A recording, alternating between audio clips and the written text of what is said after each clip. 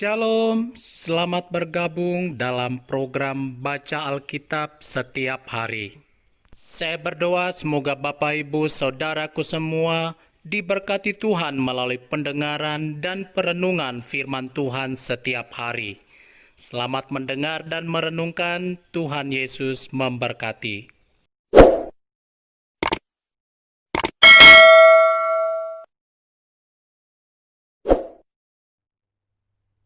Yosua pasal 2. Pengintai-pengintai di Yeriko. Yosua bin Nun dengan diam-diam melepas dari Sitim 2 orang pengintai, katanya, "Pergilah, amat-amatilah negeri itu dan kota Yeriko."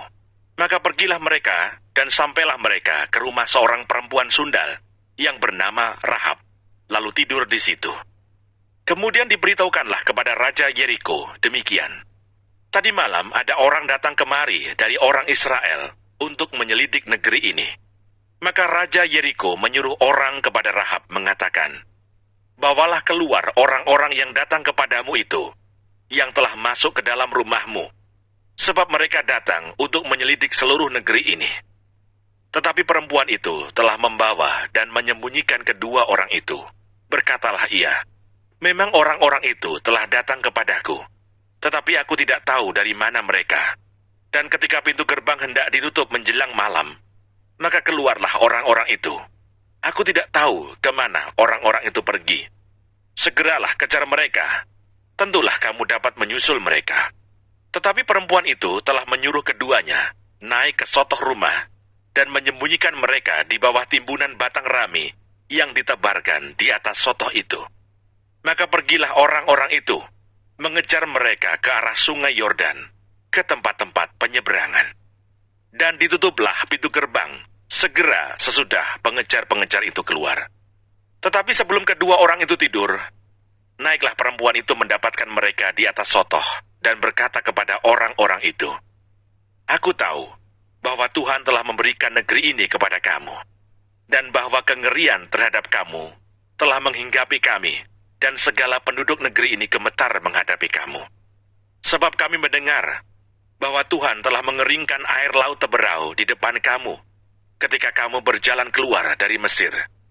Dan apa yang kamu lakukan kepada kedua raja orang Amori yang di seberang sungai Yordan itu, yakni kepada Sihon dan Og yang telah kamu tumpas. Ketika kami mendengar itu, tawarlah hati kami dan jatuhlah semangat setiap orang menghadapi kamu. Sebab Tuhan Allahmu, ialah Allah di langit, di atas, dan di bumi di bawah. Maka sekarang bersumpahlah kiranya demi Tuhan, bahwa karena aku telah berlaku ramah terhadapmu, kamu juga akan berlaku ramah terhadap kaum keluargaku.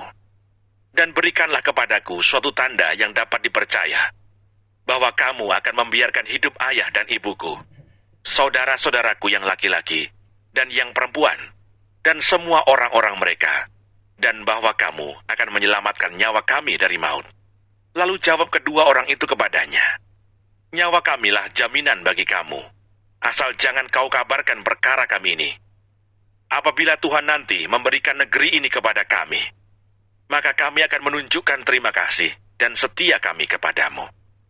Kemudian perempuan itu menurunkan mereka dengan tali melalui jendela, sebab rumahnya itu letaknya pada tembok kota. Jadi pada tembok itulah ia diam. Berkatalah ia kepada mereka, "Pergilah ke pegunungan, supaya pengejar-pengejar itu jangan menemui kamu. Dan bersembunyilah di sana 3 hari lamanya, sampai pengejar-pengejar itu pulang. Kemudian bolehlah kamu melanjutkan perjalananmu." Kedua orang itu berkata kepadanya, "Kami akan bebas dari sumpah kami ini kepadamu, yang telah kau suruh kami ikrarkan. Sesungguhnya, apabila kami memasuki negeri ini, haruslah tali dari benang kirmisi ini kau ikatkan pada jendela, tempat engkau menurunkan kami, dan ayahmu serta ibumu, saudara-saudaramu, serta seluruh kaum keluargamu, kau kumpulkan di rumahmu. Setiap orang yang keluar nanti dari pintu rumahmu, harus sendiri menanggung akibatnya, kalau darahnya tertumpah, dan kami tidak bersalah. Tetapi siapapun juga yang ada di dalam rumahmu, jika ada orang yang menciderainya, kamilah yang menanggung akibat pertumpahan darahnya." Tetapi jika engkau mengabarkan perkara kami ini, maka bebaskanlah kami dari sumpah kepadamu itu, yang telah kau suruh kami ikrarkan. Perempuan itu pun berkata, seperti yang telah kamu katakan, demikianlah akan terjadi. Sesudah itu dilepasnyalah orang-orang itu pergi, maka berangkatlah mereka. Kemudian perempuan itu mengikatkan tali kirmisi itu pada jendela. Mereka pun pergilah dan tiba di pegunungan. Mereka tinggal di sana 3 hari lamanya, sampai pengejar-pengejar itu pulang. Pengejar-pengejar itu telah mencari di mana-mana sepanjang jalan tanpa menemukan mereka. Maka pulanglah kedua orang itu. Mereka turun dari pegunungan, lalu menyeberang dan sampai kepada Yosua bin Nun. Kemudian mereka ceritakan segala pengalaman mereka. Kata mereka kepada Yosua, Tuhan telah menyerahkan seluruh negeri ini ke dalam tangan kita. Bahkan seluruh penduduk negeri itu gemetar menghadapi kita.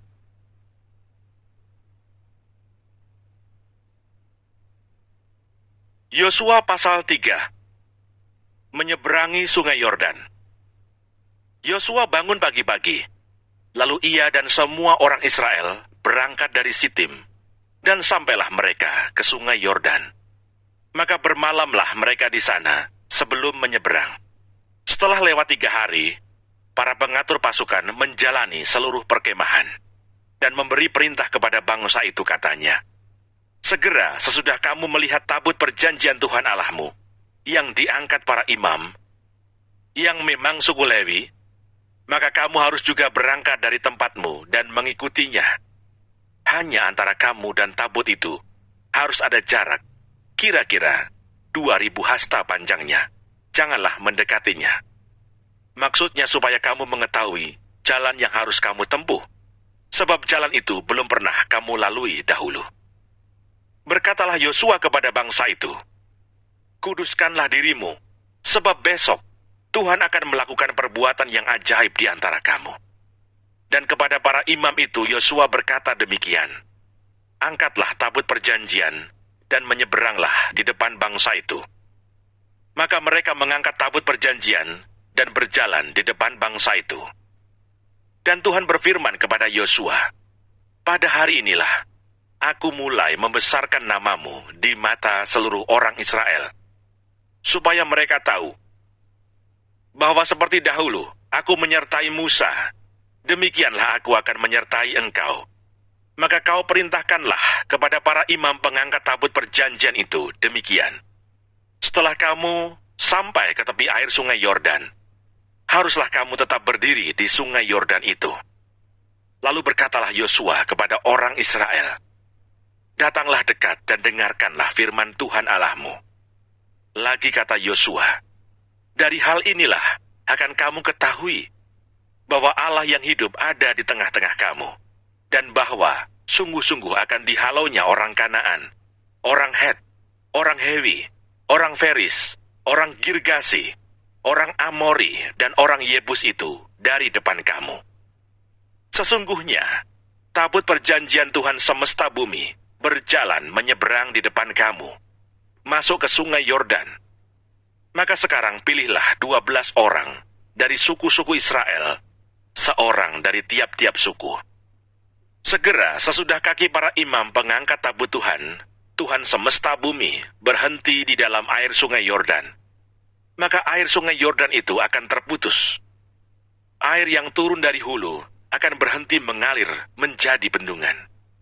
Ketika bangsa itu berangkat dari tempat perkemahan mereka untuk menyeberangi sungai Yordan, para imam pengangkat tabut perjanjian itu berjalan di depan bangsa itu.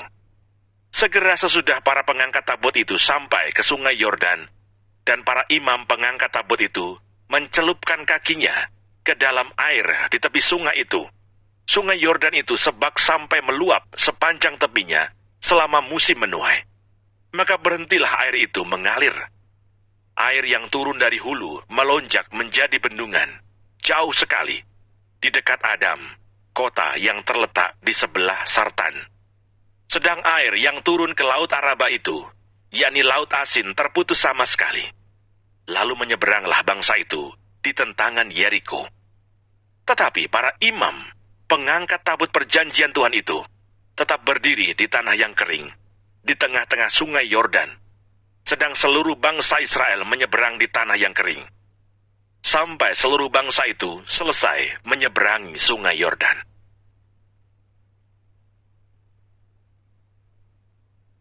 Yosua pasal 4. Ke-12 batu peringatan. Setelah seluruh bangsa itu selesai menyeberangi sungai Yordan, berfirmanlah Tuhan kepada Yosua demikian. Pilihlah dari bangsa itu 12 orang, seorang dari tiap-tiap suku, dan perintahkanlah kepada mereka demikian. Angkatlah 12 batu dari sini, dari tengah-tengah sungai Yordan ini, dari tempat berjejak kaki para imam itu. Bawalah semuanya itu ke seberang, dan letakkanlah di tempat kamu akan bermalam nanti malam. Lalu Yosua memanggil ke-12 orang yang ditetapkannya dari orang Israel itu, seorang dari tiap-tiap suku, dan Yosua berkata kepada mereka, menyeberanglah di depan tabut Tuhan Allahmu, ke tengah-tengah sungai Yordan, dan angkatlah masing-masing sebuah batu ke atas bahumu, menurut bilangan suku orang Israel, supaya ini menjadi tanda di tengah-tengah kamu. Jika anak-anakmu bertanya di kemudian hari, apakah artinya batu-batu ini bagi kamu? Maka haruslah kamu katakan kepada mereka, bahwa air sungai Yordan terputus di depan tabut perjanjian Tuhan. Ketika tabut itu menyeberangi sungai Yordan, air sungai Yordan itu terputus. Sebab itu batu-batu ini akan menjadi tanda peringatan bagi orang Israel untuk selama-lamanya. Maka orang Israel itu melakukan seperti yang diperintahkan Yosua. Mereka mengangkat 12 batu dari tengah-tengah sungai Yordan, seperti yang difirmankan Tuhan kepada Yosua, menurut jumlah suku Israel. Semuanya itu dibawa merekalah ke seberang, ke tempat bermalam, dan diletakkan di situ. Pula Yosua menegakkan 12 batu di tengah-tengah sungai Yordan itu, di tempat bekas berjejak kaki para imam pengangkat tabut perjanjian itu. Batu-batu itu masih ada di sana sampai sekarang.